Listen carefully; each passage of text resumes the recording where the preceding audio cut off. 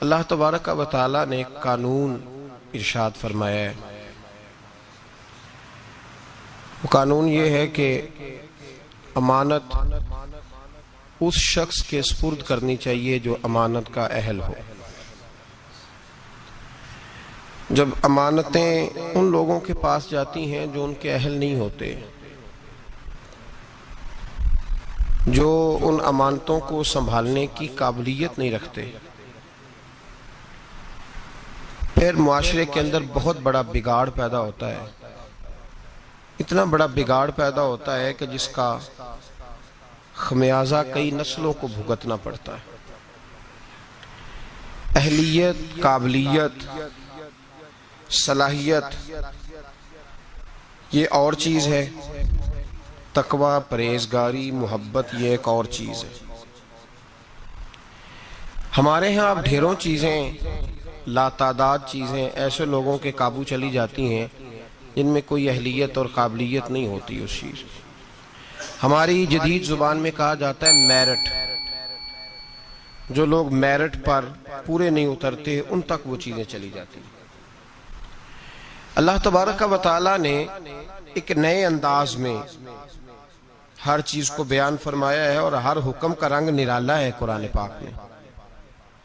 تو یہاں بھی اللہ تعالیٰ نے فرمایا ان اللہ یأمرکم ان تؤدوا الامانات الی اہلہا، فرمایا بے شک اللہ تمہیں حکم دیتا ہے کہ امانتیں ان لوگوں کے سپرد کر دو جو ان کے اہل ہیں، جو ان کے اہل ہیں، قابلیت رکھتے ہیں، صلاحیت رکھتے ہیں۔ نبی پاک صلی اللہ تعالی علیہ وسلم نے ارشاد فرمایا ہے کہ اگر کسی آدمی نے کسی ایسے شخص کو کسی جماعت کا سربراہ بنایا اور اسے خبر تھی کہ اس سے زیادہ قابل شخص اس جگہ موجود ہے، کو نہیں سمجھ آ رہی بات کی؟ غور کیجئے گا ذرا بات پر۔ ایسے شخص کو بنایا کہ جس کے مقابلے میں اچھا اور قابل آدمی موجود تھا، محبوب پاک علیہ السلام فرماتے ہیں اس نے مسلمانوں سے بھی خیانت کی، اس نے اللہ سے بھی خیانت کی اور اللہ کے رسول سے بھی خیانت کی صلی اللہ تعالی علیہ وسلم۔ ایسے شخص کو بنا دیا کہ جس سے زیادہ اچھا آدمی وہاں موجود تھا۔ جب نااہل آدمی کے پاس کوئی چیز چلی جاتی ہے جو اس کا اہل نہیں ہوتا، جو میرٹ نہیں ہوتا، ہم بغیر میرٹ کے بہت سارے کام کرتے ہیں۔ او بھائی، کچن میں وہ شخص نہیں جا سکتا جس کا میرٹ نہ ہو، جس کو کھانا پکانے کا طریقہ نہ آتا ہو۔ کچن میں جاتا ہے، بولے نہیں تسی تے کھا لیندے ہو جنی بھی پکی ہو گئے۔ کچن میں وہ شخص نہیں جا سکتا جس کا میرٹ نہیں ہوتا، تو وہ بندہ گدی پہ کیسے چلا جاتا ہے پیر صاحب کی جس کا میرٹ نہیں؟ ممبر پہ کیسے آ جاتا ہے جس کا میرٹ ہی نہیں؟ وہ آپ کی اسمبلی میں کیسے بیٹھ جاتا ہے جس کا میرٹ ہی نہیں؟ آپ اس کو ایوان صدر اور ایوان وزیر اعظم میں کیسے برداشت کرتے ہیں جس کا میرٹ ہی نہیں وہاں بیٹھنے کا، صلاحیت ہی نہیں، قابلیت ہی نہیں؟ بھئی جو آپ دیکھیں نا 550 آدمی بیٹھا ہے بڑے جہاز کے اندر، بڑے جہاز میں، کبھی کسی نے کھڑے ہو کے دعویٰ کیا ہے کہ چلو جی پائلٹ صاحب پیچھے ہو جاؤ تھوڑی دیر کے لیے، میں نے بھی ڈرائیو کرنا ہے؟ 550 آدمی بیٹھے ہیں اور ضروری تو نہیں کہ سارے انگوٹھا چھاپ ہی ہوں، اس میں لیکچرار ہیں، عالم ہیں، فاضل ہیں، صوفی ہیں، انجینئر ہیں، ہر شعبے سے تعلق رکھنے والا آدمی ہے، لیکن کسی نے کبھی دعویٰ کیا اٹھ کے؟ جی بولے تو اگر کر دے تو اول تو کیا نہیں، اور اگر کر دے تو میرا خیال ہے پائلٹ کہے گا دروازہ کھول کے چلو میں بھی تھک گیا ہوں 5 منٹ تجھے دیتا ہوں، دے گا وہ؟ اور اگر پائلٹ مان جائے، مثال دے رہا ہوں سمجھانے کے لیے، پائلٹ مان گیا کہ ٹھیک ہے میں 5 منٹ دیتا ہوں، تو جو باقی کرسیاں ساری لوگ بیٹھے ہیں وہ سارے کہیں گے ٹھیک ہے پائلٹ صاحب 2 باری، کیا کریں گے وہ؟ جی یہ تو جب بیٹھے ہوں گے تب پتہ چلے گا نا بنے گا کیا۔ وہ پائلٹ کو کہیں گے کہ تیرا دماغ ٹھیک ہے، اس قابل ہی نہیں تو بٹھا رہا ہے۔ ہمارے ہاں ہر آدمی کھڑے ہو کے اعلان کر رہا ہے میں پیر صاحب ہوں، ہر آدمی، کوئی اس کو منع ہی نہیں کر رہا کہ تیرے اندر بھائی صلاحیت نہیں، تجھے تو بسم اللہ شریف نہیں سیدھی پڑھنی آتی۔ ہر آدمی کھڑے ہو کے اعلان کر رہا ہے کہ میں بہت بڑا مفتی ہوں، مولوی صاحب سے مسئلہ نہ پوچھنا، میں خود بتا لیتا ہوں، مولویوں کو کیا پتا۔ مجھ سے پوچھو، کوئی بندہ نہیں اس سے کہتا کہ بھائی تیرا شعبہ ہی نہیں، تیرا میرٹ ہی نہیں، تو کیوں بول رہا ہے اس معاملے میں؟ چپ کر، خاموش ہو۔ سارے موقع دے رہے ہیں، کہتے ہیں ٹھیک ہے تو بھی مسئلہ بتا، چل تو بھی مسئلہ بتا، سارے اس کو موقع دے رہے ہیں۔ اور پھر جب ایک تو بول سارے رہے ہیں، پھر موقع مل رہا ہے، اور پھر جو ہم دائیں بائیں ہیں کوئی شخص یہ کہنے کو تیار نہیں، اس کی خوشامد ہو رہی ہے، کہتے بڑا اچھا ہے بڑا اچھا ہے، باہر کہتے رہیں گے جعلی ہے، غلط ہے، برا ہے، سامنے جا کے کوئی بولنے کو تیار ہے؟ کیا ہو رہا ہے یہ؟ اللہ فرماتا ہے کہ امانت اہل کے سپرد کرو اور نا اہل کو امانت نہ دو۔ نبی پاک صلی اللہ علیہ وسلم نے فرمایا اگر تم نے نا اہل کو دے دی تو فساد ہو جائے گا۔ یہاں ہو رہا ہے فساد، کسی جگہ کا کوئی میرٹ نہیں۔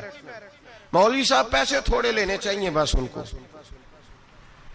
وہ اگر پچھلا امام 12,000 لے رہا تھا تو اس نے کہا میں 10,000 میں نماز پڑھاؤں گا، تو ہمیں اتنا پتا ہے کہ 2,000 بچا ہے، یہ نہیں ہمیں پتا اس بیچارے کو نماز کی 6 شرطیں بھی آتی ہیں کہ نہیں، امامت کی 6 شرطیں اس کو وہ بھی آتی ہیں کہ نہیں، وہ کوئی 2-4 سورتیں صحیح تلفظ سے پڑھ سکتا ہے، اس کو پتا ہے کسی شے کا؟ کوئی خبر نہیں۔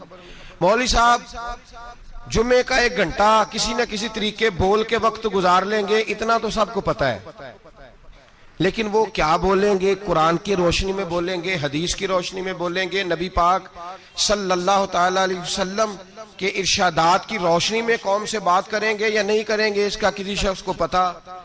پیر صاحب تعویذ دے رہے ہیں، پھونک مار رہے ہیں، کبھی کھول کے دیکھو تو صحیح اس نے تعویذ میں لکھا کیا ہے، اس نے کیا لکھا ہے، وہ کیا کر رہا ہے، اس کا کوئی قوم بالکل نکل ہی گئی ہے اس کام سے۔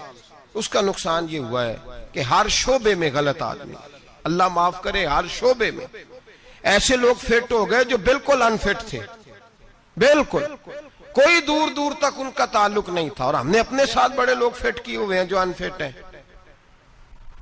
دوست کس کو رکھنا چاہیے؟ خوش آمدی کو؟ تو ہم نے کون سے رکھے ہوئے ہیں جی؟ جن کو ہم کہیں تاش کھیلو تو وہ تاش کھیلیں، جن کو ہم کہیں بیڈمنٹن کھیلو تو وہ بیڈمنٹن کھیلیں، جو ہماری مرضی کے مطابق چلیں وہ ہمارے دوست ہیں، اور جو کو تھوڑا سا ہمیں سمجھائیں، تھوڑا سا کہیں کہ نہیں تیرے اندر یہ غلطی ہے، وہ دشمن ہے۔ ہم پھر فارورڈ بلاک بناتے ہیں علیحدہ سے، 2-3 دوست علیحدہ لے کے بیٹھتے ہیں، کہتے ہیں میرے خلاف ہو گیا، جلتا ہے۔ ہمیشہ سمجھدار آدمی دوست مشیر ہوتا ہے، دوست کے اندر صلاحیت ہوتی ہے، دوست جو ہوتا ہے وہ آپ کو لے کے چلتا ہے۔ میرے نبی پاک صلی اللہ علیہ وسلم نے فرمایا المرء علی دین خلیلہ ہی، انسان اپنے دوست کے مذہب پر ہوتا ہے، وہ اپنے دوست کے، جو اس کے دوست کا مذہب ہوگا وہ اسی کا مذہب ہو جائے گا۔ اتنا بڑا درجہ دیا، ہم نے کبھی سوچا ہی نہیں، جو آیا جس نے کہا چودھری صاحب، سیٹھ صاحب، علامہ صاحب، بلے بلے کیا بات ہے، ابے کے خلاف ہم بات کرنے لگے تو وہ اس میں شامل ہو گیا، اماں کے خلاف بولنے لگے تو وہ اس میں شامل ہو گیا۔ ہم نے یہ کبھی سوچا ہی نہیں کہ یہ تو ہمارا نقصان کر رہا ہے، یہ تو ہمیں بڑی دور لے کے جا رہا ہے، اس کا تو میرٹ ہی نہیں تھا میرا دوست بننے کا۔ انتخاب کر کے، سوچ سمجھ کے، ہر ایک سے دوستانہ ہو سکتا، ہر ایک سے دوستانہ ہو سکتا، کورے ورک کتاب نہیں ہوندے، پتھر دل گلاب نہیں ہوندے، بھلیا پہلوں سوچ کے لائیے پھر یارہ نال حساب نہیں ہوندے۔ غور کر، خیال تو کرنا۔ ملا رومی رحمت اللہ تعالی لکھا ہے کہ ایک آدمی کی باندر سے دوستی ہو گئی، بندر سے دوستی ہو گئی، خود آدمی تھا، دوستی کس سے لگا لی؟ بندر سے، جی بندر سے دوستی لگا لی۔ ہوا یہ کہ اس کی تفصیل بیان کی، حضرت رومی علیہ رحمہ فرماتے ہیں کہ بندر کو سانپ کاٹنے لگا تو اس نے اس کو بچایا تھا سانپ سے، تو بندر اس کا فرما بردار ہو گیا۔ یہ بندر کو کہتا درخت پہ چڑھ جا تو چڑھ جاتا، بیٹھ جا تو بیٹھ جاتا، اٹھ جا تو اٹھ جاتا، یہ لوگوں کے سامنے ڈنگے مارتا کہ دیکھو بندر بھی میرا فرما بردار ہے، کیونکہ فرما برداری سے غرض ہے، میرٹ سے غرض نہیں، صلاحیت سے غرض، وہ اس قابل بھی ہے میری دوستی کے کہ نہیں، اس سے کوئی غرض نہیں۔ مولا رومی کہتے ہیں کہ اس شخص کو سارے لوگوں نے سمجھایا کہ یہ تیری دوستی کے قابل نہیں، یہ جانور ہے، بندر کو چاہیے کسی بندر سے دوستی کرے، تو انسان ہے، کسی انسان سے جرانہ لگا، یہ تو بیچارہ اس قابل ہی نہیں کہ تیری دوستی کے معیار پہ پورا اتر سکے۔ اس نے کہا تم جلتے ہو، میری اصل میں بات مانتا ہے، تمہاری مانتا نہیں نا، تو تم جلتے ہو۔ میں نے دیکھا ہے بڑا بھائی چھوٹے کو منع کر رہا ہے، چھوٹا کہہ رہا ہے تمہیں کیا پتا۔ अम्मा अब्बा मना कर रहे हो, कहते हैं नहीं आपको क्या खबर। मुल्ला रूमी रहमतुल्लाह ताला अलैह फरमाते हैं कि वो सो रहा था तो बंदर उसके मुंह से मक्खियां उड़ा रहा था दरख्त के नीचे, पास कुल्हाड़ी रखी हुई थी। दो एक मक्खियां ऐसी थी जो बड़ा तंग कर रही थी, उड़ती नहीं थी। पहले तो उड़ाता रहा, फिर जोशे जज्बात में कुल्हाड़ी उठाई और दे मारी सर पे। जब सर पे कुल्हाड़ी मारी, किस लिए? मक्खी मारने के लिए, तो वो दो हिस्सों में तकसीम हो गया। कत्ल हुआ, शोर हुआ कि बंदर ने मार दिया, बंदर ने मार दिया, बंदर ने मार दिया। तो एक दरवेश गुजर रहे थे, वो कहने लगे इसे बंदर ने नहीं मारा, इसे इसकी सोच ने मार डाला है, इसे उस चीज ने मार डाला है कि ये समझा ही नहीं कि ये मेरे काबिल नहीं। लोग बंदरों से दोस्ती कर लेते हैं लेकिन ये नहीं समझते कि ये ले डूबेंगे, ये तबाह कर देंगे, ये वहां तक ले जाएंगे जहां से वापसी का रास्ता ही नहीं। इसलिए कि बेवकूफ दोस्त प्यार भी करे ना तो उसे प्यार करने का तरीका भी, बोलिए प्यार का तरीका भी, प्यार भी अच्छे तरीके से, मोहब्बत भी अच्छे उसलूब में करेगा तो कर सके। हम गलत लोगों को अपना मुशीर बनाते हैं, मेरिट ही नहीं हमारा, हम सिर्फ ये देखते हैं। बल्कि बंदा तगड़ा होना चाहिए, किसी बड़े एमएनए एमपीए के पास उसका उठना बैठना होना चाहिए, तगड़ा होना चाहिए, वो हमारा दोस्त है, चाहे उस आदमी को थोड़ा सा भी सलीका ना आता हो बोलने का। हमारे यहाँ रिश्तों का मेयार क्या है? ये मेरे भाई की बेटी है, भाई की बेटी होना और बात है, और बेटे के काबिल होना और बात है। ये मेरे भाई का बेटा है तो मैं, अब मेरे भाई मेरे घर आ गया, भाई भाई की मोहब्बत अपनी जगह और बच्चे का बच्ची के काबिल होना ये एक अलहदा मामला है। मैं गया था जी, बच्ची बड़ी प्यारी, बड़ी खूबसूरत, बड़ी अच्छी, बड़ी मुझे वो जो है ना वो अच्छी लगी, तालीम याफ्ता। एक जुमले में सारी बात कह दूंगा, अगर आपकी समझ में आ गई तब भी ठीक है, ना आई तो तब भी ठीक है, और एक जुमले में सारी बात कह दूंगा। बदसूरत आदमी से गुजारा हो जाता है, बद इखलाक से नहीं होता। बस एक जुमले में, वजाहत नहीं करूंगा। बदसूरत से गुजारा हो जाता है, बद इखलाक से याद रख ले। जो चीजें हम मुआशरे में ढूंढने निकले हैं उनका रंग और है, और जिन चीजों की हमें जरूरत है वो चीजें और है। हम जरूरत की चीज नहीं ला रहे, जो चीज थोड़ी देर के लिए आंखों को भाई तो हमने सारी जिंदगी के लिए उसको अपनी जिंदगी में दखील कर लिया। मेरे रसूल पाक सल्लल्लाहु ताला अलैहि वसल्लम ने फरमाया, लोग माल देख के शादी करते हैं, हुस्न देख के शादी करते हैं, कबीला देख के शादी करते हैं। मेरे गुलामों, तुम सीरत, किरदार, इखलाक और दीन देख के शादी करना। तुम देखना कि उसके अंदर, देखे ना, एक खातून सारी जिंदगी खामद की खिदमत में गुजार देती है, सुबह शाम उसका ख्याल रखती है, बाजार रंग रूप इतना प्यारा नहीं, लेकिन उसका खामद जितना उससे राजी रहता है, उसका घर जितना ठंडा रहता है, उसका माहौल जितना अच्छा रहता है, इसलिए कि मेरिट बड़ा अच्छा आया। हम लोग जिस चीज को मेरिट बनाते हैं वो असल में मेरिट है ही नहीं। यही हाल बच्चों के हवाले से हमारा है। बच्ची का जब रिश्ता देखने जाते हैं तो सबसे पहला सवाल हम क्या करते हैं बच्चे के बारे में? जी एक करदा की है जी, तो करदा की तो की मुराद हुंदा? कहंदे ताश खेडदा चौंक च बैठ के। की करदा है? क्या करता है? ये लूट मार करता है, पैसे कमाता है। कितने? बेशुमार कमाई है इसकी। भाई बताओ तो सही, करता क्या से मुराद सिर्फ पैसे कमाना ही है यार? ये तो लोग चोरी करके भी कमा लेते हैं। पैसे कमाना तो इतना बड़ा मसला ही नहीं रहा। जितना बड़ा धोखेबाज हो उतना बड़ा मालदार होता है इस जमाने में। करता क्या है? पहला सवाल। इसका तर्जुमा क्या है हमारी जुबान में कि पैसे कितने कमाता है? बड़ी अच्छी सैलरी है जी बच्चे की। बच्चे का इखलाक भी पूछो, इखलाक भी पूछो। एक खातून मेरे पास आई तावीज लेने, तो जिद करने लगी, घर वालों से कहने लगी नहीं मेरे साथ कोई है तो नहीं, पर उनसे कहे मेरी 2 मिनट मेरी दास्तान तो सुन ले। तो मैंने कहा बहन बताओ बात क्या है, इतनी रोने धोने की क्या बात है? उसने कहा कि माल देख के शादी कर दी मेरे अब्बे ने, माल बड़ा है, पर मैं एक दिन भी अपने खामों से इज्जत नहीं करा सकी, इसलिए कि वो शराब के नशे में धुत घर आता है, एक दिन भी। कहने लगी मुझे बताएं ना कि जिस औरत को उसका खामद पानी पिए तो गाली दे के आवाज दे, روٹی کھانی ہو تو گالی سے آواز دے، اور اگر وہ میکے جانے کی بات کرے تو اس کی مری ہوئی ماں کو بھی گالیاں دے، اور اس کے سارے خاندان کو 24 گھنٹے. میرے گھر میں مال بڑا ہے، بڑے پیسے ہیں، لمبا چوڑا سرمایہ ہے، پر ایک دن بھی ایسا نہیں آیا کہ جس دن اس نے باوقار طریقے سے مجھے بلایا ہو. اور وہ کہتی ہے کہ مجھے کہتا ہے تیرے میکے میں بیٹھنے کو جگہ کوئی نہیں. جتنی دفعہ مجھے لے کے گیا ہے دروازے پہ اتار کے آ جاتا ہے، اور میں ٹیلی فون کرتی ہوں تو دروازے سے بٹھا کے لے جاتا. پیسے ہیں، جو میرے ماں باپ نے شاید دیکھی تھی وہ بہرحال سکھ ہے اس بچی کو اپنے گھر میں، آرام ہے. جو بندہ جاتا ہے پوچھتا ہے. میں نے کئی دفعہ یہ بات دہرائی، آج پھر دہراتا ہوں. حضرت علی کا تو اپنا مکان ہی کوئی نہیں تھا ظاہری طور پہ. کوئی کاروبار بتائے ان کا مدینے میں وہ کیا بزنس کرتے تھے، کس بنگلے میں رہتے تھے، کوئی بتائے. حضرت ابو بکر صدیق رضی اللہ تعالیٰ عنہ نے کہا حضور فاطمہ کے لیے رشتہ. جناب عمر نے کہا فاطمہ کے لیے رشتہ. حضرت عثمان غنی جیسے مالدار نے کہا. حضور نے فرمایا میں رب کے فیصلے کا منتظر ہوں. فیصلہ آیا تو قرہ مولا علی شیر خدا کے نام نکلا، حضرت علی کے نام قرہ نکلا. تو کہا یا رسول اللہ صلی اللہ علیہ وسلم علی کے لیے رشتہ. تو میرے مصطفیٰ نے فرمایا علی کا فخر وہ کمال والا ہے کہ رب کے فرشتے بھی میرے علی پہ فخر کرتے ہیں. اس کا فخر وہ کمال والا فخر ہے کہ فرشتے فخر کرتے ہیں.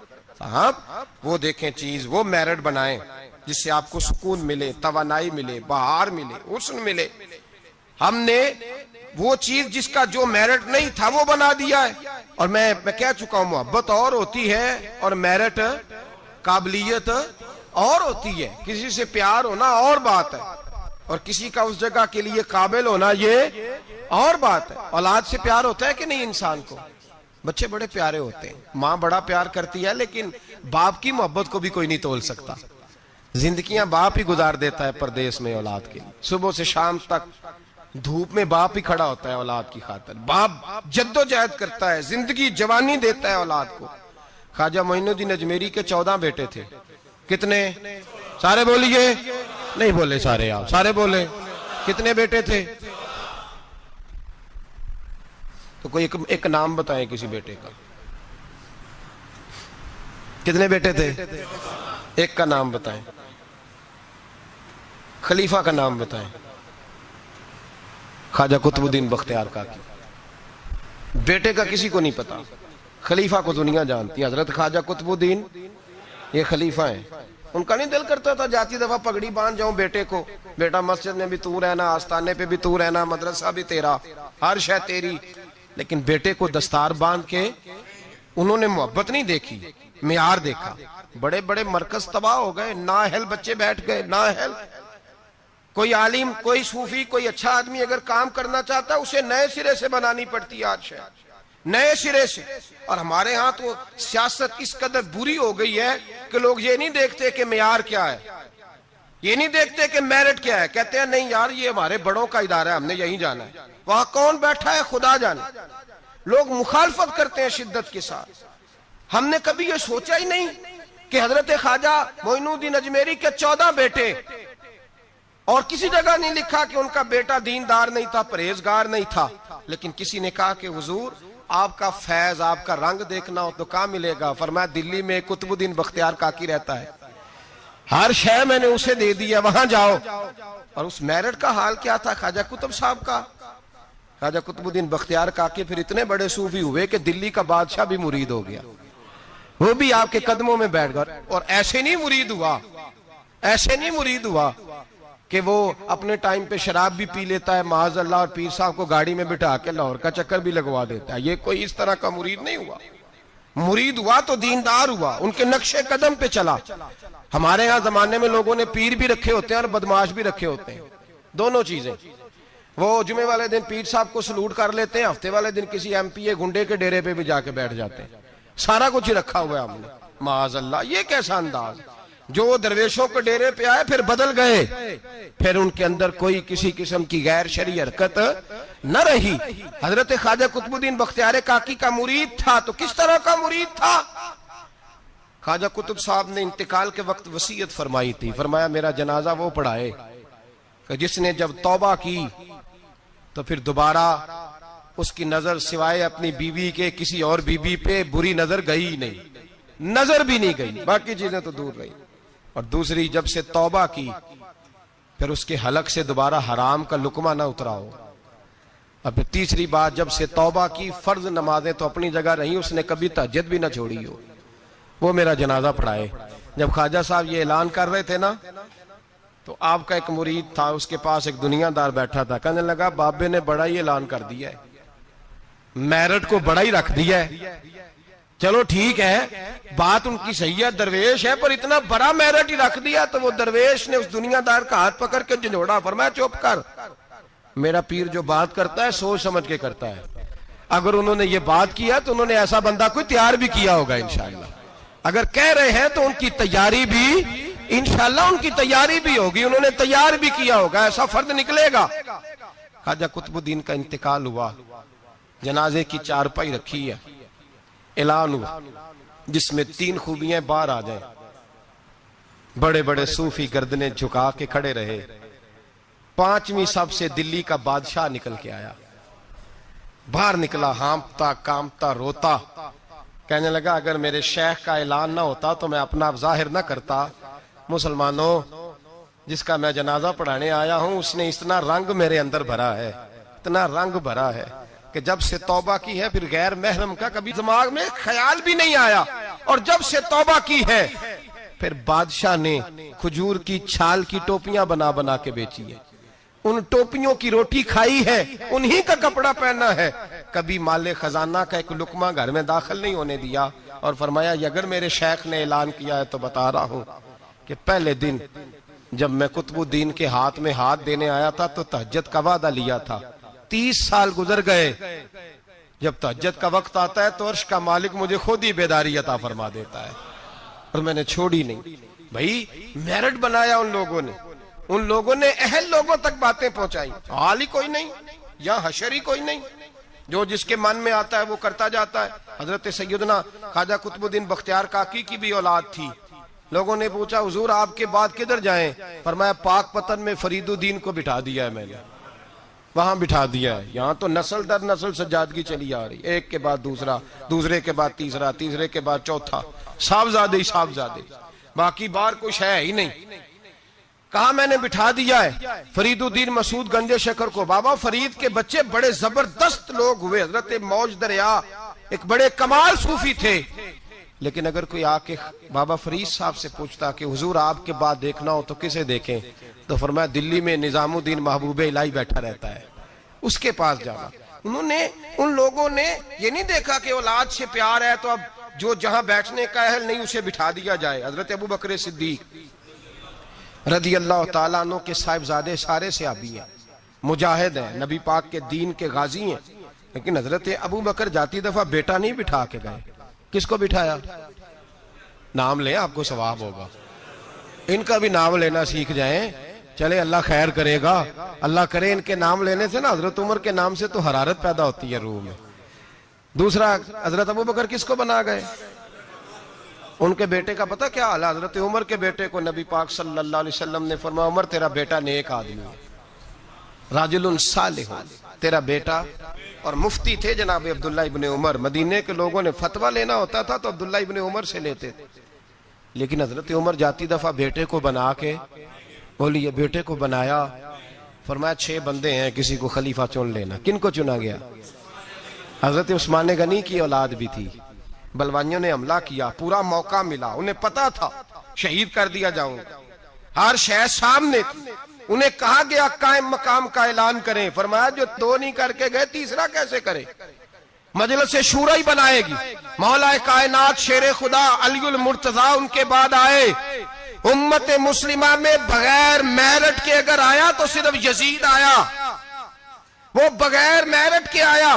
حضرت سیدنا امیر معاویہ رضی اللہ تعالیٰ عنہ کی نشست پر، اس منبر پر جس منبر پر حضرت جناب ابو بکر صدیق، فاروق اعظم، مولا علی، عثمان غنی بیٹھا کرتے تھے، اس منبر پر جب ایسا شخص بٹھایا گیا جو اہل نہیں تھا، جس کا میرٹ نہیں تھا، جس کا بنتا نہیں تھا آنا، جو اس امانت کا اہل نہیں تھا، جب امت کے اندر انتشار آیا اور وہ شخص بیٹھا جو اہل نہیں تھا، تو پھر نقصان یہ ہوا کہ امام حسین جیسے لوگوں کی گردنیں کاٹ کے نیزے پہ لٹکا دی گئی.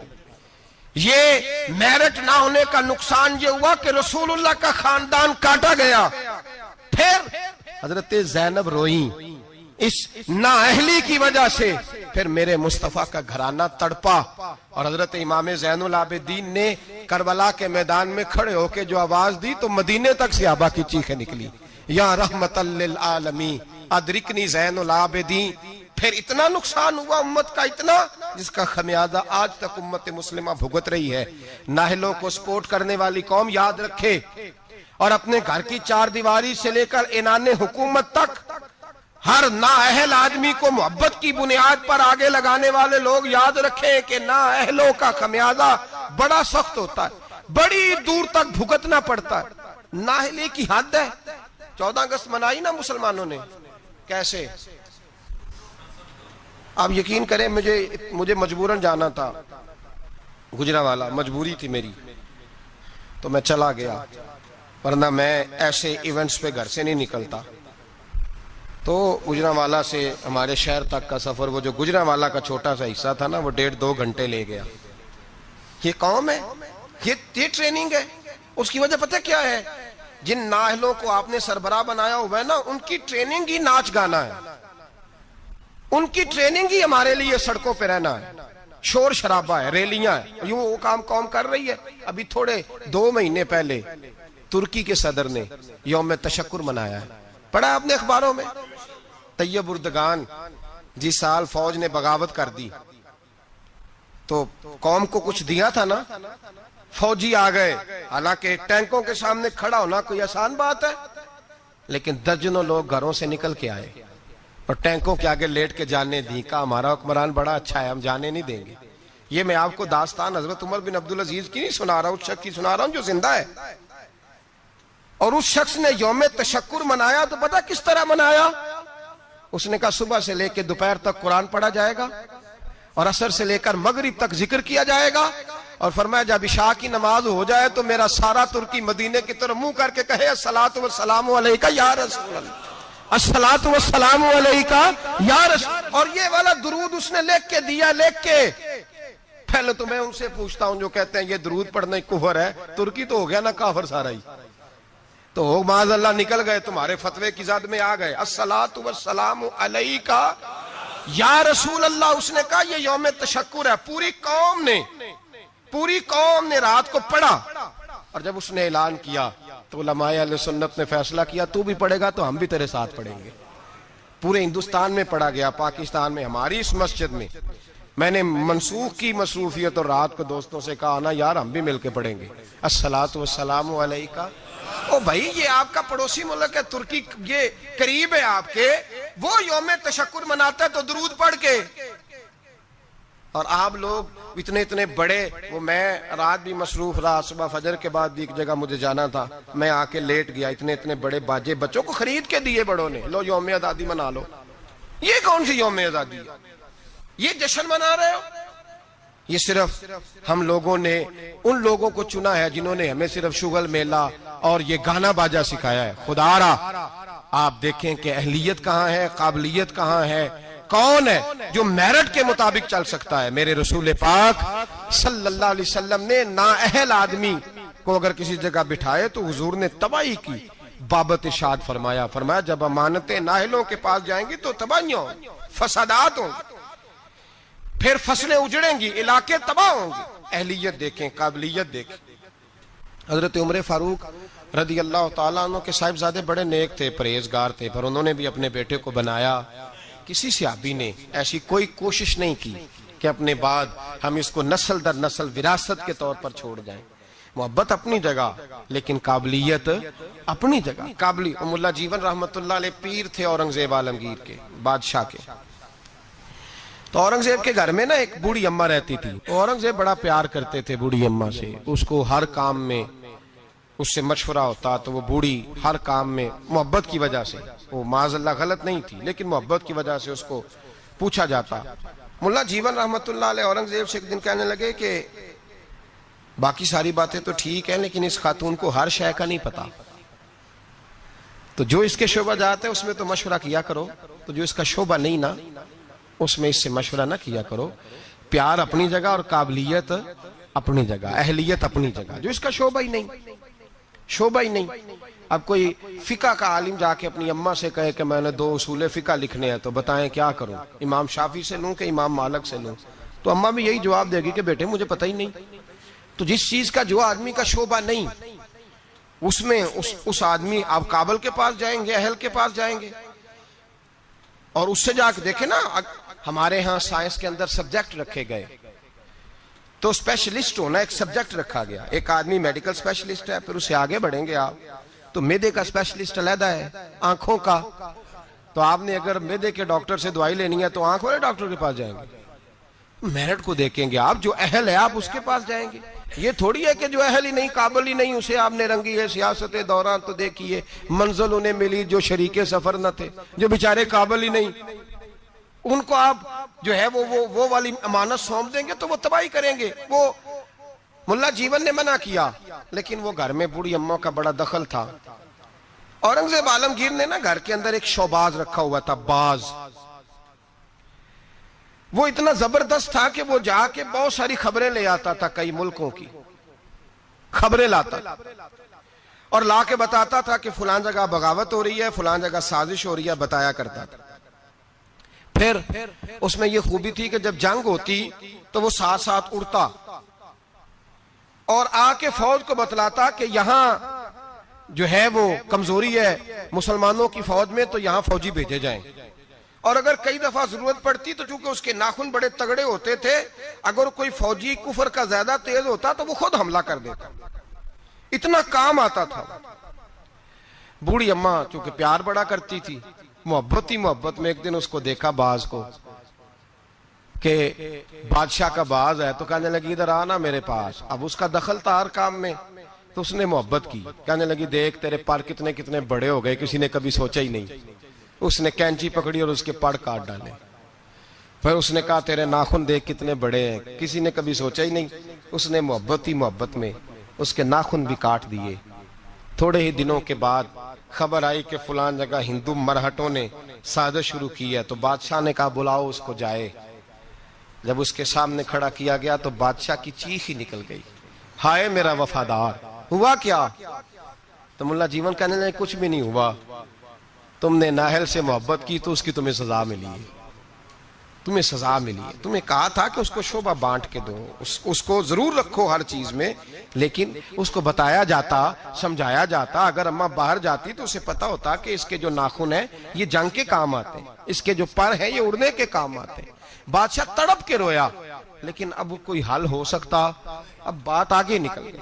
جب آپ میرٹ کے خلاف چلیں گے, آپ ایسی جگہ پہ جائیں گے, ایسی جگہ جہاں جو آدمی اس کا اہل ہی نہیں, تو وہ تباہی کرے گا.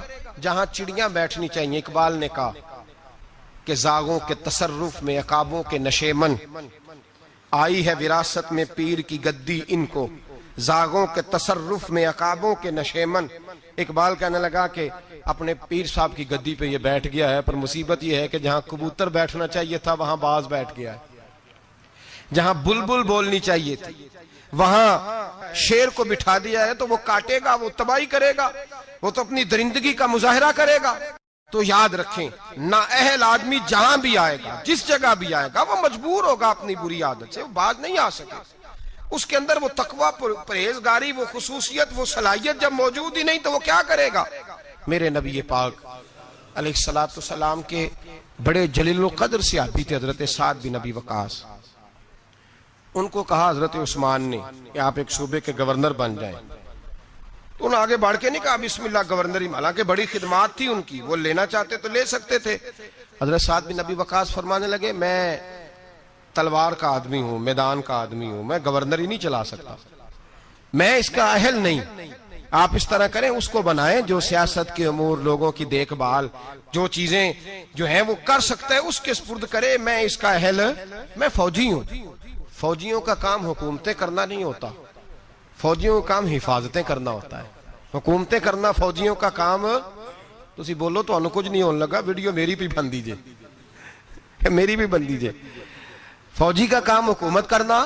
میں ذمہ داری سے بات کر رہا ہوں. آئین پاکستان میں نے منگا کے رکھا ہوا ہے, میرے پاس ہے سارا پڑا ہوا. فوجی کا کام حکومت کرنا ہے ہی نہیں، اس کا کام کیا ہے؟ حفاظت کرنا. جو اس کی ڈیوٹی ہے وہ کرے گا، جو اس کی ڈیوٹی نہیں وہ کرنے کی اسے اجازت. نقصان ہی تب ہوتا ہے جب وہ آدمی آ کے بیٹھ جاتا ہے جسے پتہ ہی نہیں یہ کام کیسے کرنا ہے، جو اس کا شعبہ ہی نہیں، معیار ہی نہیں، تو تباہی ہوتی ہے. حضرت سعد بن ابی وقاص فرمانے لگے میں فوجی ہوں، مجھے تو آپ میدان کی. حضرت خالد بن ولید بہت بڑے فوجی تھے، نہ جرنیل تھے، تلوار ہے اللہ تعالیٰ کی، لیکن کسی صوبے کے کبھی گورنر نہیں بنے، اس لیے کہ جو ان کا شعبہ نہیں تھا وہاں انہیں لگایا. حضرت سلمان فارسی رضی اللہ تعالیٰ عنہ سرداروں کے بیٹے، گھر کے اندر ساری چیزیں دیکھیں، بڑا کچھ غور کیا، ہر چیز کو سمجھتے تھے. جناب عمر نے انہیں گورنر بنایا. حضرت ابو ہریرہ میں بڑی زبردست صلاحیت تھی، حافظہ بڑا مضبوط تھا، محنت کے بڑے قائل تھے، اپنے اندر جد و جہد رکھتے تھے، شوق تھا، ان کو گورنر بنایا گیا. جو آدمی جس چیز کا اہل تھا. اور ایک تاریخ کا ایسا حوالہ دوں گا شاید اس موضوع پر یہ آخری بات ہو. حضرت سیدنا ابو ذر غفاری رضی اللہ تعالی، جاگ کے سنیے، جاگ کے، اور اس پہلو پہ غور کیجئے گا ذرا. حضرت سیدنا ابو ذر غفاری، حضور نے فرمایا یہ میری امت کا زاہد ہے، یہ زاہد آدمی، اس کا دنیا داری سے کوئی تعلق نہیں، یہ چھوڑ بیٹھا ہے. حضرت ابو ذر غفاری آئے اور حضور کے سامنے کھڑے ہوئے اور بہت سارے صوبوں کی حالت زار بیان کرنے لگے. یا رسول اللہ صلی اللہ علیہ وسلم، اس صوبے کی بھی بڑی خستہ حالت ہے، اس صوبے کی بھی، اس صوبے کی حالت زار بیان کر کے کہنے لگے حضور مجھے گورنر بنائیں، میں حالات صحیح کر دوں گا. حضور نے فرمایا ابو ذر تو نیک آدمی ہے، تیرے اندر بڑی خوبی ہے، پر گورنری بہت بڑی امانت ہے اور تو کمزور ہے، تو گورنری کی اہلیت نہیں رکھتا، تو گورنری کی قابلیت نہیں رکھتا، وہ تیرے والا شعبہ نہیں. اور یہاں حضرت ابو ذر غفاری نے ضد نہیں کی، کہنے لگے خدایا تیرا شکر ہے تو نے ہمیں ایسا محبوب عطا فرمایا ہے صلی اللہ تعالی علیہ. فرمایا یہ خوبی تیرے اندر، تو گورنری نہیں کر سکتا، تیرے والا کام نہیں. تو بھائی یاد رکھیں، امانت جب نااہل کے پاس جائے گی، جب اس آدمی کے پاس جائے گی جو اس کا اہل ہی نہیں. ہمارے سکولوں میں ڈھیروں ٹیچر ایسے بھرتی ہیں جن کو پڑھانا نہیں آتا، ڈھیروں ٹیچر ہیں. اب اتنی امانت ہم کہاں سے لے کے آئیں کہ وہ خود ریزائن کر دیں کہ میں پڑھانے کے قابل نہیں، میرا شعبہ نہیں. درجنوں لوگ ہیں، ڈگری اور ہوتی ہے، علم اور ہوتا ہے، ایم اے پاس ہونا اور بات ہے، پڑھانے کی قابلیت ہونا اور بات. اب لوگ قابل نہیں لیکن لگے ہوئے ہیں، اہلیت نہیں لیکن لگے ہوئے ہیں، شوق ہی نہیں، جذبہ ہی نہیں، کام کر ہی نہیں سکتے لیکن اس کام پہ لوگ لگے ہوئے ہیں. یہی حال باقی سارے محکموں کا بھی ہے. ہمارے ملک کے اندر صوبہ پنجاب کا ایک ایسا وزیر تعلیم بھی رہا ہے جو دستخط کرنے نہیں جانتا تھا. کس شعبے کا وزیر تھا وہ؟ بولیے. اسی لیے تعلیم کا بڑا اچھا حال ہے. وہ اپنے دستخط کرنے انگوٹھا لگایا کرتا تھا. اور وزارت کون سی تھی؟ بولیے. تو اس کا مطلب ہے اس نے تعلیم بڑی عام کر دی ہوگی، بڑی عام اس نے کر دی ہوگی، اس کو پتہ ہی نہیں، بیچارے کو پتہ ہی نہیں. ہمارے ہاں کیا ہوتا ہے، جس آدمی کو جو عہدہ ملتا ہے وہ بھانجے، بھتیجے، خالہ کے بیٹے، ماموں کے بیٹے وہ لے آتا ہے سارے. اب وہ وہاں ایڈجسٹ کرتا ہے، سیٹ کرتا ہے جگہ جگہ. اپنے شعبے کو دیکھیں، اگر آپ کے اندر کسی شعبے کی صلاحیت نہیں تو آپ اس کو چھوڑ دیں، علیحدہ ہو جائے. قابلیت نہیں تو علیحدہ ہو جائے. اور آپ کے ذمہ اگر لگے کسی آدمی کو کسی جگہ تعین کرنا تو پھر بھی آپ اس آدمی کو تعین کریں جو بڑا بہترین ہو. حضرت ابو بکر صدیق رضی اللہ تعالیٰ عنہ وصال ہو رہا ہے، شدید بیمار ہے، بڑے شدید، اور اتنی سخت حالت ہے کہ مدینے میں نئے سرے سے، لوگ کہتے ہیں اندھیرا چھایا، نئے سرے سے. ایک وہ رات تھی جب حضور نے وصال کیا، اور ایک آج رات ہے جب ابو بکر کے وصال کا وقت ہے. حضرت ابو بکر صدیق کے پاس درجنوں لوگ گئے، آپ کے بعد کیا ہوگا؟ جناب صدیق اکبر نے فرمایا عمر کو بلاؤ، عمر کو. حضرت فاروق اعظم تشریف لائے تو جناب ابو بکر صدیق نے صحابہ کے مجمع پہ نظر ڈالی اور ایک تاریخی جملہ کہا، تاریخی جملہ. فرمانے لگے میں دنیا سے جا رہا ہوں، یہ وہ وقت ہے جب بہت بڑا جھوٹا بھی سچ بولنے لگتا ہے. وہ سامنے مجھے قبر نظر آ رہی ہے، بہت بڑا جھوٹا بھی سچ بولتا ہے اس موقع پر. فرمایا میری تم سے گزارش ہے کہ میرے بعد عمر فاروق کو اپنا امیر بنا لینا. حضرت عمر دوڑ کے آئے، کہنے لگے حضور میں ڈنڈے کی زبان بولنے والا شخص ہوں، مزاج میں سختی ہے، کس طرح کام چلے گا؟ آپ نے فرمایا عمر تجھے تیری ماں روئے، میں نے تجھے ساری زندگی دیکھا ہے، اس امت کو تیری ضرورت ہے. حضرت عمر فاروق کو پابند کیا تو ایک صحابی پھر بولنے کہنے لگے ابو بکر اللہ کے پاس جا رہے ہو کیا جواب دو گے؟ حضرت ابو بکر صدیق فرمانے لگے رب کریم نے اگر مجھ سے پوچھا نا میرے بعد میرے محبوب کی امت کا کیا کر کے آیا ہے تو میں عرض کروں گا اے اللہ جو تیرے بندوں میں سب سے اچھا تھا اسے مسلمانوں کا نگران بنا کے آیا، جو سب سے بہترین تھا۔ بیٹے موجود ہیں، بھتیجے موجود ہیں، مسلمان ہیں، صحابی ہیں، نمازی ہیں، فرمایا جو سب سے اچھا ہے تقوی کے لحاظ سے، پرہیزگاری کے لحاظ سے میرٹ بنائیں، کبھی زیادتی نہ کریں، کبھی زیادتی نہ کریں، کبھی ظلم نہ کریں۔ ایک بات سنانے لگا ہوں آپ کو، بڑی اہم بات۔ حضرت امام محمد بن حسن شیبانی رحمۃ اللہ علیہ بیٹے کا رشتہ لے کے گئے اور ایسے گھر میں رشتہ طے ہونے لگا جس گھر کی بہت بڑی بات تھی، بہت بڑی بات مکمل ہو گئی بات چیت۔ یہاں تو ہمارا حال یہ ہے کہ لوگ اسی کالونی میں کرائے کا مکان خریدتے ہیں رشتہ کرنے کے لیے، ادھار 3-4 گاڑیاں پکڑ کے کھڑی کرتے ہیں۔ میرے پاس طلاق کے کیس آتے ہیں تو پھر مجھے سننے کا موقع ملتا ہے یہ باتیں۔ کرائے کا مکان لیا، 3-4 گاڑیاں، 2-4 گن مین، اتنی دیر جتنی دیر بچی کا رشتہ، جب شادی ہو گئی تو پھر گاؤں چلے گئے، گاڑیاں واپس ہو گئی۔ اب جو رشتہ گاڑی کی بنیاد پہ ہوا تھا وہ کتنی دیر قائم رہ سکتا ہے؟ ختم ہو گیا۔ جتنی دیر گاڑی تھی قائم تھا، جتنی دیر مکان تھا قائم تھا، وہ ختم ہو گیا۔ رشتے جو ہوتے ہیں وہ اعتبار پہ قائم ہوتے ہیں۔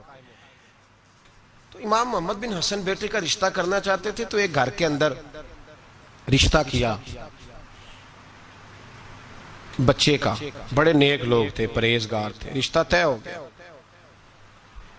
ایک شام امام محمد بن حسن شیبانی ان کے گھر گئے تو فرمانے لگے تمہاری بیٹی کو کتنے رشتے ملتے تھے؟ انہوں نے کہا حضرت سارا بغداد جتنے معززین نیک لوگ تھے سب رشتہ دیتے تھے، لیکن جب آپ کے گھر کا پتہ چلا تو آپ کی بزرگی، آپ کی محبت، آپ کا پیار، آپ کا وقار، دبدبا، ہم نے سوچا کہ اگر امام صاحب کے گھر میں بیٹی چلی جائے تو کیا بات ہے۔ آپ فرمانے لگے تم اپنی بیٹی کی شادی کہیں اور کر لو۔ کہ حضور کیوں؟ فرمانے لگے تم نے مجھے دیکھ کے رشتہ دیا ہے، بیٹا دیکھ کے نہیں دیا۔ تو میں تو بوڑھا آدمی ہوں، کسی وقت بھی دنیا سے چلا جاؤں گا، اس نے تو بچی نے تو وہاں وقت گزارنا ہے۔ کہ حضور ہمیں قبول ہے۔ فرمایا نہیں، میرے بیٹے میں خامی ہے، تم اس کا رشتہ کہیں اور کر لو۔ کا وجہ؟ فرمایا تم کر لو، تمہیں کہا نا۔ کہ حضرت بتائیے تو صحیح۔ فرمایا میرے بیٹے میں خامی یہ ہے اسے نیند بڑی آتی ہے تو عشاء سے پہلے سو جاتا ہے، وہ نماز نہیں پڑھتا، سو جاتا ہے، 4 پڑھتا ہے، عشاء رہ جاتی ہے۔ تو کہا حضور کوئی بات نہیں، پھر بھی ہم تیار ہیں۔ تو امام محمد بن حسن کہنے لگا پھر میرا تمہیں مشورہ ہے کہ جو آدمی عشاء کی نماز نہ پڑھے اس سے بیٹی نہیں بیانی چاہیے۔ کہا حضور کیوں؟ فرمانے لگے جو رب کے فرض کی حفاظت نہیں کر سکتا تمہاری بیٹی کی حفاظت کیسے کرے گا؟ اللہ کے فرض کی حفاظت نہیں کر سکتا، وہ نماز نہیں پڑھتا، سو جاتا ہے، تو بیٹی کو تکلیف ہوگی تو کیسے محافظ بنے گا؟ لہذا وہاں رشتہ نہ کرنا میرے بیٹے کے ساتھ۔ حضرت رشتہ توڑ کے گھر آئے تو بیوی کہنے لگی حضور آپ نے کیا کیا؟ پورے بغداد میں شور ہو گیا ہے کہ باپ بیٹے کے مخالف ہو گیا ہے، باپ بیٹے کی جڑوں میں بیٹھ گیا ہے، باپ نے اپنے بیٹے کا اتنا معزز گھرانے میں رشتہ ہوتا توڑ دیا ہے۔ سارا بغداد کہہ رہا ہے کہ وجہ کیا ہے؟ باپ بیٹے کے مخالف بیان دے رہا ہے، بات کیا ہے؟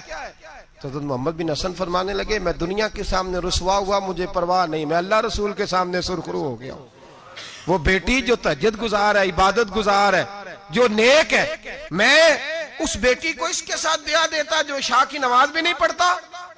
فرمایا مجھے پتہ ہے کہ اس گھرانے میں رشتہ کرنا بہت بڑے اعزاز کی بات ہے، لیکن میں وہ امانت نااہل کے سپرد نہیں کر سکتا، میں نے منع کر دیا۔ اور میرے بھائی جھوٹ بولتے ہیں لوگ اپنے بیٹے کی خاطر، جھوٹ بولتے ہیں اور پھر پتہ کیا کہتے ہیں؟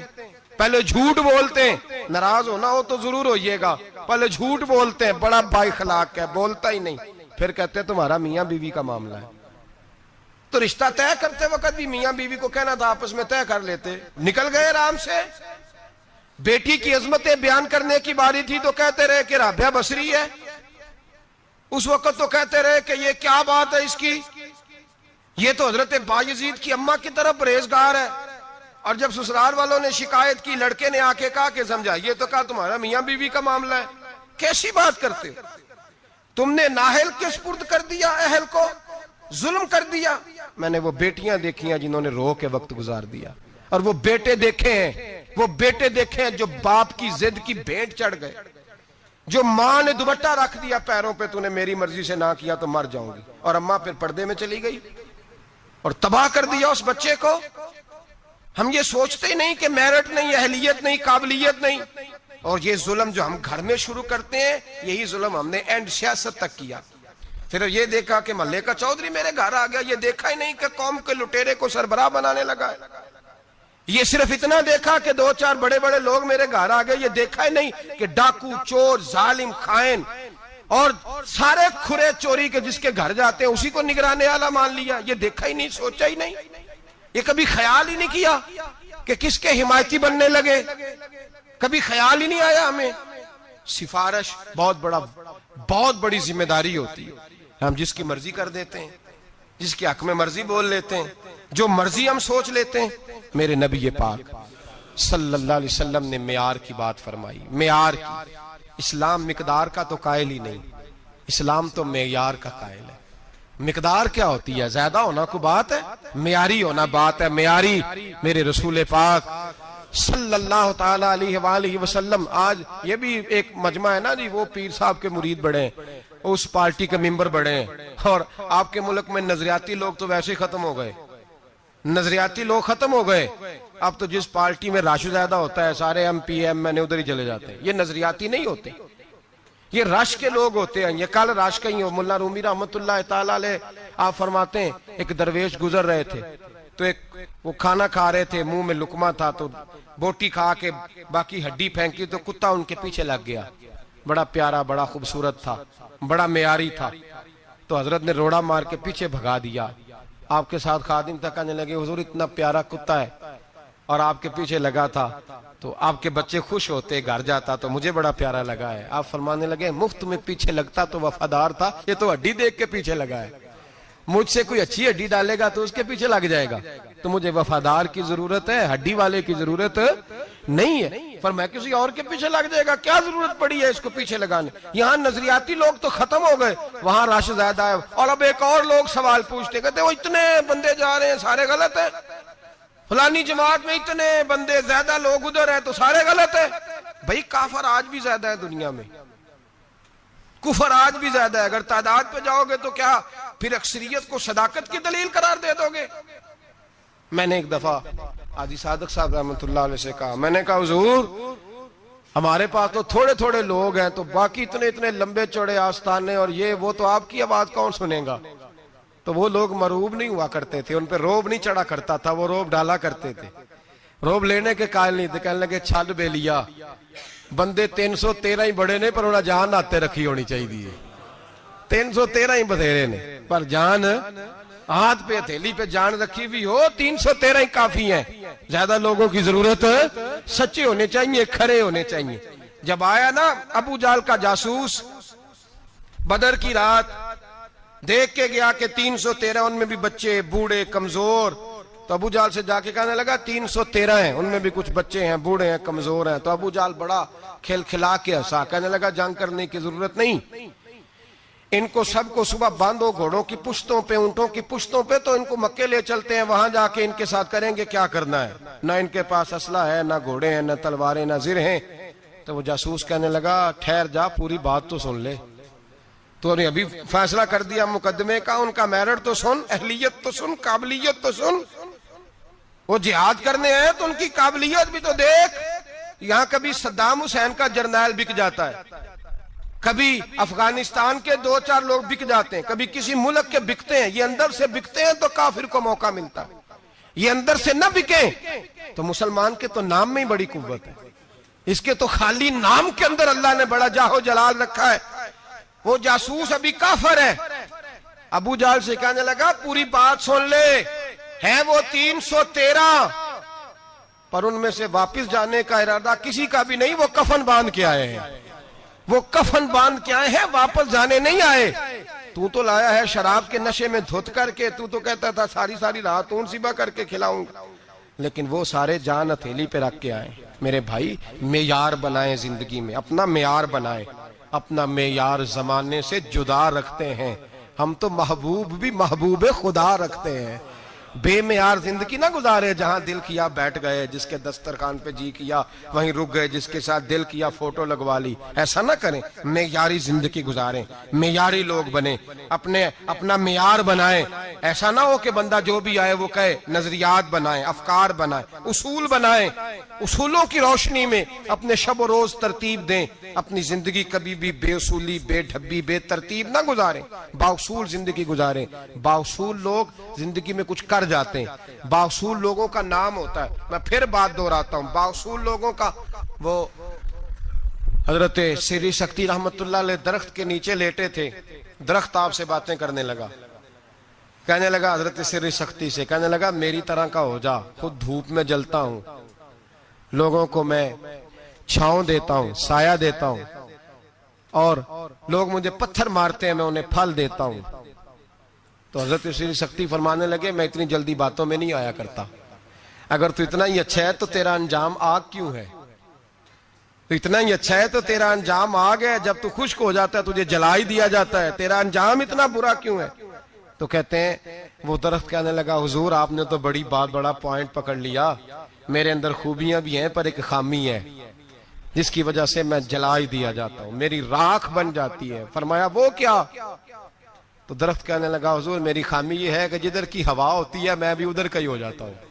یہ میری خامی ہے, میں اصول پہ ڈٹا نہیں رہ سکتا. مجبوری یہ, اگر میں ڈٹ جاؤں نا پہاڑ کی طرح تو پھر کبھی بھی جلایا. پہاڑ ڈٹا ہوتا ہے نا تو جو اس سے ٹکراتا ہے اس کا سر پھوٹتا ہے. پہاڑ کو ڈٹا جو ہوا, ان الذین قالوا ربنا اللہ ثم استقاموا تتنزل علیہم الملائکہ, جو ڈٹ جاتے ہیں ان کی مدد کو اللہ فرشتے نازل کرتا ہے. معیار بنائیں زندگی میں, ایسے ہی غیر معیاری زندگی نہ گزاریں. وہ یہ نہ کہے کہ یہ تو ایسی قوم ہے جو جدھر سارے دوڑتے ہیں یہ بھی ادھر چل نکلتے ہیں. ہوا چاہے جس طرح کی بھی ہو, اقبال نے کہا تھا ہوا گو تند و تیز ہے لیکن چراغ اپنا جلا رہا ہے. وہ مرد درویش حق نے جس کو عطا کیے ہیں انداز خسروانہ. فرمایا جس کو اللہ نے انداز دیے ہے وہ اپنا چراغ جلاتا ہے, اپنا جینا جیتا ہے. کبھی نااہل بنے, نہ کبھی خلاف میرٹ کسی شخص کی سپورٹ کریں. ہر جگہ وہ اپنے بچے کے رشتے سے لے کر قومی مسائل تک اہلیت کو ضرور پیش نظر رکھیں. جو چیز جہاں کی ہو, بھائی دیکھیں نا, دیکھیں ایک چابی بناتا ہے تالا بنانے والا, لیکن اگر وہ چابی اس کے قابل نہیں تو اس سے تالا کھول سکتا. ایسی چابی تو نہ بنے جو ہر تالے کو لگ جائے. اس کو تو کہتے ہیں اس کو اتار دو, یہ فری ہو گیا ہے, کام ختم ہو گیا.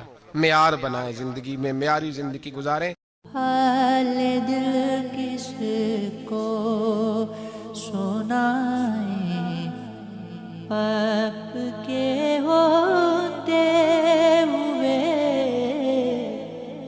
کیوں کسی کے در پہ جائیں. آپ کے ہوتے ہوئے میرا تو سب کچھ ہے آقا, آپ ہیں, صرف آپ ہیں. میرا تو سب کچھ ہے آقا, آپ ہیں, صرف آپ ہیں. او دلوں کی سے لگاؤں آپ کے ہوتے ہوئے, اور لوگ سے لگاؤں آپ کے ہوتے ہوئے. میرے دکھ کو اور کوئی چار اگر سمجھے گا کیا, میرے دکھ کو اور کوئی چار اگر سمجھے گا کیا. زخم دل کس کو دکھائیں, آپ کے ہوتے ہوئے. زخم دل کس کو دکھائیں آپ کے